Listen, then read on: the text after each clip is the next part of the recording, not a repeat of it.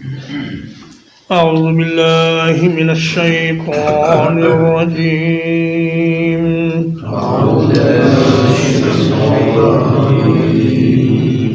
بسم الله الرحمن الرحيم.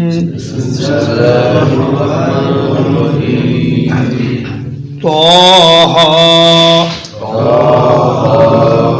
ما أنزلنا عليك القرآن لتشقى.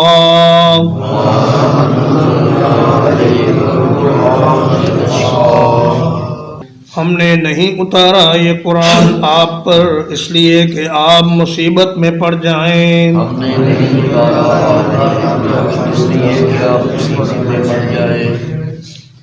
سورہ طٰہٰ مکہ مکرمہ میں ابتدائی سالوں میں نازل ہوئی ہے اور اس کا ترتیب تلاوت کے اعتبار سے نمبر ہے 20 اور ترتیب نزول کے اعتبار سے اس کا نمبر ہے 45 اور سورہ مریم کا نمبر ہے 44. اس کا مطلب یہ ہے کہ یہ سورہ مریم کے بعد متصلاً نازل ہوئی ہے اور اس کے اندر 135 آیات ہیں اور 8 رکوعات ہیں. حضرت عمر رضی اللہ تعالیٰ عنہ کے ایمان لانے سے پہلے یہ صورت نازل ہو چکی تھی اور آپ اسی صورت کو سن کر مسلمان ہوئے تھے. سیدنا عمر رضی اللہ تعالیٰ عنہ کے ایمان لانے کا واقعہ سن 6 نبوی کا ہے اور 5 نبوی میں مسلمانوں نے ہجرت حبشہ شروع کر دی تھی. تو اسی دور میں یہ صورت نازل ہوئی. محمد رسول اللہ صلی اللہ علیہ وسلم کو یہ تسلی دینے کے لیے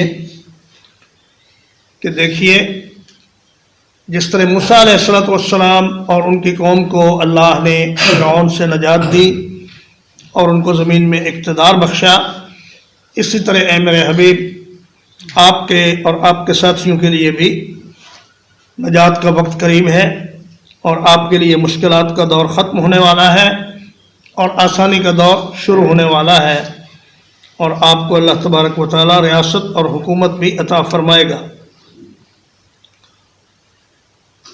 طٰہٰ یہ حروف مقطعات ہیں اور ان کا معنی اللہ کے سوا کوئی نہیں جانتا. یہ طا اور ہا مختلف صورتوں میں حروف مقطعات کے طور پر دوسری جگہوں میں بھی استعمال ہوئے ہیں، جیسے سورۃ الشعراء میں طا سین میم اور سورہ مریم میں کاف ہا یا عین صاد. اور بعض نے کہا کہ طٰہٰ کا معنی ہے یا رجل، قبیلہ عقل کی زبان میں اس کا معنی یہ ہے. اور بعض نے کہا کہ طا سے مراد جنت کا درخت طوبہ ہے اور ہا سے مراد حاویہ ہے جو جہنم کا ایک طبقہ ہے. لیکن یہ سب اندازے ہیں اور صحیح بات یہ ہے کہ اس کا معنی اللہ کے سوا کوئی نہیں جانتا. بعض حضرات نے یہ کہا کہ طٰہٰ اور یاسین یہ نبی کریم صلی اللہ علیہ وسلم کے نام ہیں، لیکن یہ بے اصل بات ہے، اس پر کوئی دلیل نہیں. فرمایا ما انزلنا علیک القرآن لتشقى. شقاوت سعادت کی ضد ہے، یعنی سعادت کا معنی ہے خوش بختی، آسانی، خوشحالی، اور شقاوت کا معنی ہے مصیبت، مشقت، بدحالی، بدبختی.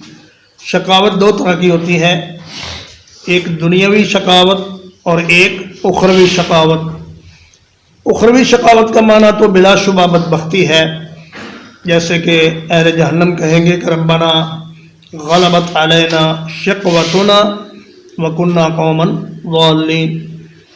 اور اللہ تعالیٰ نے سورۃ الاعلیٰ میں فرمایا کہ سیذکر من یخشی ویتجنبها الاشقی، کہ اس قرآن سے نصیحت وہی حاصل کرے گا جو اللہ سے ڈرتا ہے، اور اس سے دور وہی ہٹے گا جو بہت بڑا بدبخت ہے۔ لیکن یہاں دنیا کی مشقت مراد ہے اور دنیا کی مصیبت مراد ہے۔ عرب کہتے ہیں فلان اشقا من رائد محرن، دیکھو جی وہ آدمی تو اتنی مصیبت میں مبتلا ہے کہ گھوڑی کے بچھیرے کو سکھانے والا اور سدھانے والا جو آدمی ہوتا ہے وہ بھی اتنی مصیبت میں نہیں ہوتا جتنی مصیبت میں یہ آدمی۔ تو فرمایا اے میرے پیغمبر، آپ پر ہم نے یہ قرآن اس لیے نہیں نازل کیا کہ آپ مصیبت میں پڑ جائیں، آپ کفار کے پیچھے اتنے غم زدہ نہ ہو کہ لعلک باخع نفسک الا یکونوا مؤمنین، کہیں آپ ان کے غم میں اپنے آپ کو ختم نہ کر لیں اور اپنی جان نہ گنوا بیٹھیں۔ اتنا زیادہ فکر کرنے کی اور غم کرنے کی ضرورت نہیں، آپ کا کام ہے پہنچا دینا، ہدایت دینا نہ دینا یہ اللہ کا کام ہے۔ اور دوسرا معنی اس کا یہ ہے کہ اے میرے پیغمبر، آپ راتوں کو پوری رات نماز میں کھڑا نہ ہوا کریں، بلکہ اپنے آپ پر نرمی کریں اور اپنے آپ کو مناسب عبادات میں مشغول رکھیں، بہت زیادہ مشکل میں اور مشقت میں آپ نہ پڑیں۔ الا تذکرۃ لمن یخشی،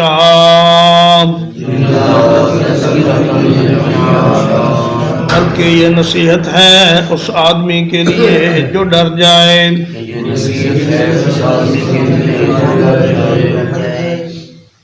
اللہ یہاں لاکنہ کے معنی میں ہے، چونکہ یہ استثناء منقطع ہے اس لیے اس کا معنی ہوگا بلکہ۔ تو قرآن نصیحت ہے اس شخص کے لیے جو ڈر جائے۔ کیا باقی لوگوں کے لیے قرآن نصیحت نہیں ہے؟ قرآن تو ساری دنیا کے لیے نصیحت اور تذکیر کا باعث ہے، لیکن فرمایا اس سے صحیح فائدہ وہی حاصل کرے گا جو اللہ سے ڈرنے والا ہو، اور جو آخرت سے ڈرنے والا ہو وہی اس قرآن مجید سے صحیح معنوں میں نصیحت حاصل کر سکتا ہے۔ تنزیلا ممن خلق الارض، یہ اتارا ہوا ہے اس ذات کی طرف سے جس نے زمین کو پیدا کیا۔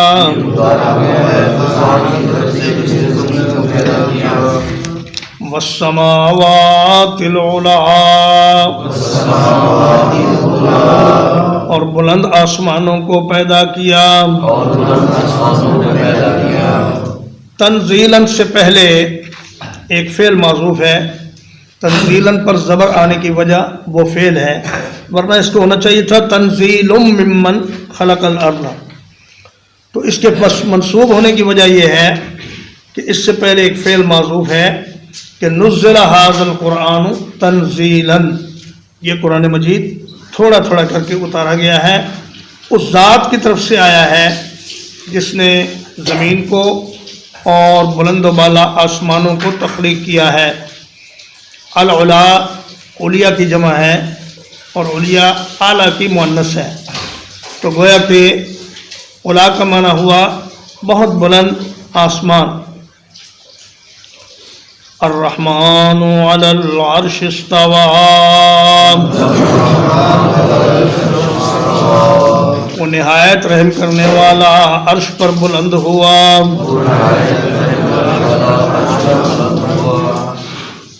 میں اللہ پاک عرش کے اوپر ہے، عرش کا معنی ہے تخت شاہی۔ اللہ پاک اپنے تخت کے اوپر ہے، اور کس کیفیت میں ہے یہ ہمیں معلوم نہیں، بیٹھا ہے، کھڑا ہے، اور عرش کے ساتھ لگا ہوا ہے یا اس سے دور ہے۔ ایک شخص نے امام احمد رحمہ اللہ سے اس بارے میں پوچھا تو آپ نے بڑا خوبصورت جواب دیا، فرمایا کہ الاستواء معلوم والکیف مجہول والسؤال عنہ बिदअतुन। फरमाया अल्लाह का अर्श पर बुलंद होना तो मालूम है, सबको मालूम है, और उसकी कैफियत ये मजहूल है, इसके बारे में हमें बताया नहीं गया, तो हमें इस पर दिमाग लड़ाना भी नहीं चाहिए और ना ही इस पर मेहनत करनी चाहिए। जितनी बात बताई गई है उतनी काफ़ी है। और फरमाया कि इस चीज़ के बारे में चूँकि सहाबा ने नबी सल्लल्लाहु अलैहि वसल्लम से सवाल नहीं किया, इसलिए इस बारे में सवाल करना बिदअत है। तो उस आदमी ने कहा कि मैंने इराक और शाम के उलमा से ये सवाल पूछा, मगर ए इमाम अहमद, आप जैसा सही जवाब मुझे किसी ने नहीं दिया। तो ये बाज़ मुअतज़िला ने और जहमिया ने ये कहा कि जी अर्श से मुराद है अल्लाह की हुकूमत और अल्लाह का इक़्तिदार और अल्लाह का गलबा। बड़ी हैरानी की बात है कि बड़े बड़े अपने आप को उलमा कहलाने वाले लोगों ने भी अर्श इलाही के वजूद का इनकार किया, हालांकि अल्लाह तबारक व तआला ने कुरान मजीद में वाज़ेह तौर पर फरमाया है कि वयहमिलु अर्श रब्बिका फ़ौक़हुम यौमइज़िन समानिया। उस दिन क़यामत के दिन 8 फरिश्ते अल्लाह पाक के अर्श को उठाए हुए होंगे। अब उसके बाद ये कहना कि अल्लाह न अर्श पर है, न ऊपर है, न नीचे है, न दाएं है, न बाएं है, और न वो नाज़िल होता है, न ऊपर चढ़ता है, और न क़यामत के दिन वो ज़मीन पर आएगा, ये सारी अहादीस का और आयात का इनकार है। और अर्श के पाए भी हैं। नबी सल्लल्लाहु अलैहि वसल्लम ने फरमाया कि जब सारी मखलूक सूर फूंकने से बेहोश हो जाएगी तो सबसे पहले मैं होश में आऊँगा, लेकिन मैं देखूँगा कि मूसा अलैहिस्सलाम मुझसे भी पहले अर्श इलाही के पाए को पकड़े हुए हैं। तो मैं नहीं जानता कि वो बेहोश होने से बच गए या उन्हें तूर के मकाम पर जो बेहोशी हुई थी उसके बदले में आज अल्लाह तबारक व तआला ने मुझसे पहले ही होश में ले आए। तो फरमाया कि ये है कि मैं देखूंगा कि मूसा अलैहिस्सलाम अर्श के पाए को पकड़े हुए हैं। तो अर्श का वजूद और अर्श के पायों का होना और अर्श का फरिश्तों के ऊपर उठाया जाना, ये सारी बातें कुरान और हदीस से साबित हैं। लहू मा फिस समावाति व मा फिल अर्दी, उसी का है जो कुछ आसमानों में है और जो ज़मीन में है। व मा बैनहुमा, और जो कुछ उनके दरमियान है। वमा तहतस्सरा, और जो कुछ गीली मिट्टी के नीचे है। फरमाया वो अर्श पर होते हुए ज़मीन के आखिरी तह तक के तमाम मामलात को संभाल रहा है और उनका इंतज़ाम कर रहा है। और सिर्फ ज़मीन ही नहीं बल्कि इस पूरी कायनात को वो संभाले हुए है, और तमाम कहकशाएँ और बड़े बड़े सैयारे जो सूरज से भी बड़े हैं और जिनके बारे में इंसान को अभी तक कुछ मालूम नहीं कि उनके अंदर क्या है, उन सारी कायनातों का और सारी कहकशाओं का मालिक अल्लाह है, और वही उनका इंतज़ाम संभाल रहा है, और वही उनको हर वक्त एक ख़ास अंदाजे के मुताबिक चला रहा है। सरा कहते हैं नमनाक मट्टी को, गीली मट्टी जो ज़मीन की बिल्कुल आखिरी तह में होती है उसको कहते हैं सरा। और मा तहत सरा का मतलब होता है कि ज़मीन के सबसे निचले हिस्से में जो कुछ है अल्लाह पाक उसका भी मालिक है और उसका इंतज़ाम भी अल्लाह ही कर रहा है। व इन तजहर बिल कौली, और अगर आप अपनी बात को बुलंद करें, फ़इन्नहु यअलमुस सिर्र व अख़फ़ा, तो यकीनन वो जानता है छुपी हुई बात को और निहायत मख्फी बात को।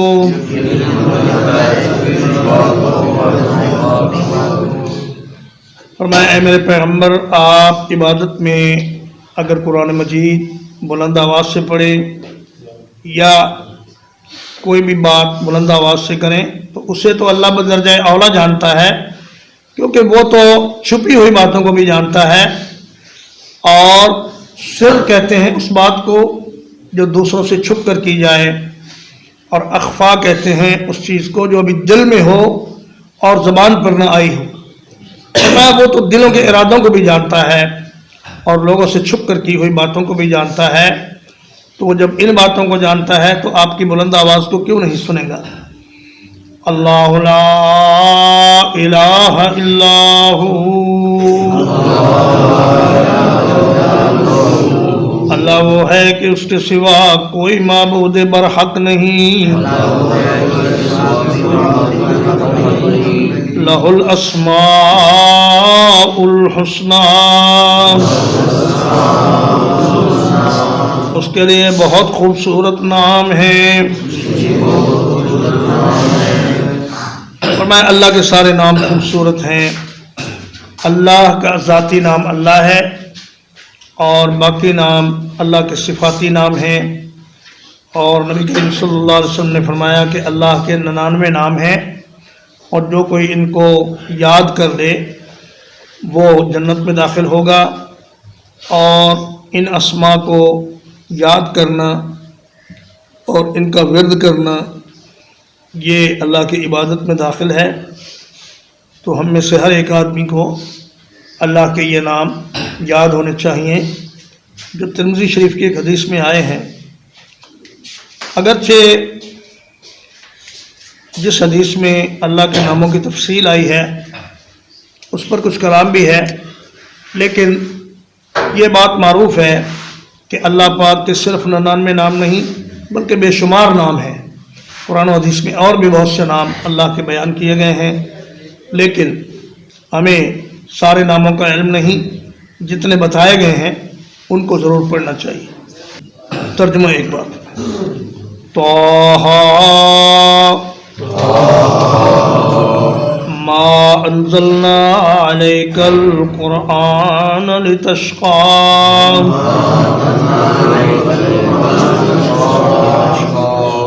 ہم نے یہ قرآن آپ پر اس لیے نہیں اتارا کہ آپ مصیبت میں پڑ جائیں،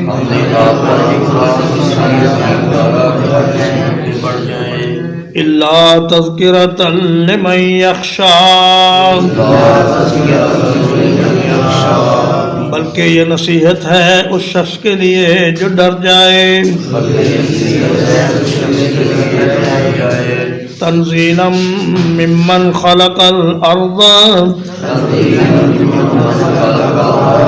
یہ اتارا ہوا ہے اس ذات کی طرف سے جس نے زمین کو پیدا کیا،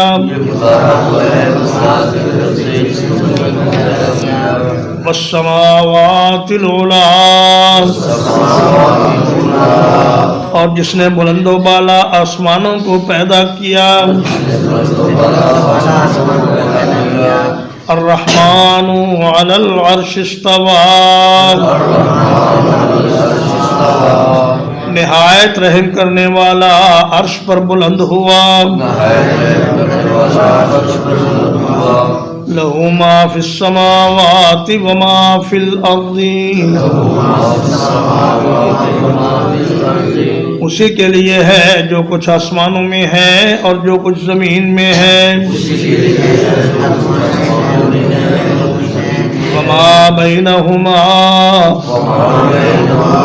اور جو کچھ ان کے درمیان ہے، وما تحت الثری، اور جو کچھ نمناک مٹی کے نیچے ہے، وَإِن تَجْهَرْ بِالْقَوْلِ، اور اگر آپ اپنی بات کو بلند کریں، فَإِنَّهُ يَعْلَمُ السِّرَّ وَأَخْفَى، تو یقیناً وہ جانتا ہے چھپی ہوئی بات کو اور نہایت مخفی بات کو، اللہ لا الہ الا ہو، اللہ وہ ہے کہ اس کے سوا کوئی معبود برحق نہیں. لہ الاسماء الحسنی، اس کے لیے نہایت خوبصورت نام ہیں. وصلی اللہ علی نبینا محمد وآلہ وصحبہ اجمعین.